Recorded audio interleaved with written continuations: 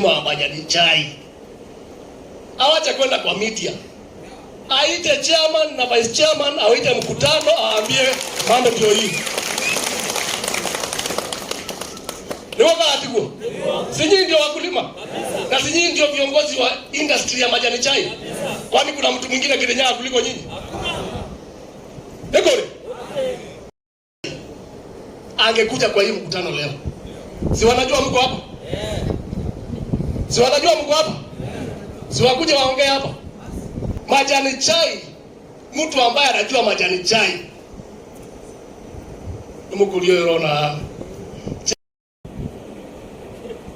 hawa chairman na vice chairman, wakati walisikia unakuja, si umesikia ile maneno wameuliza hapa? Mimi ile nitakukumbusha ni moja, na hiyo nakwambia kwa niaba yao, kwa sababu ni kunituma, wamenituma katika huduma mhudumia. Kulima wamesema jana tulipitisha ya kwamba tutalipa 1.5% management fees.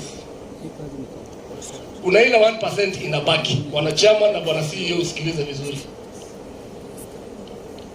Hiyo 1% wakulima kutoka Kirinyaga wamesema serikali iambiwe hiyo pesa irudishiwe wakulima.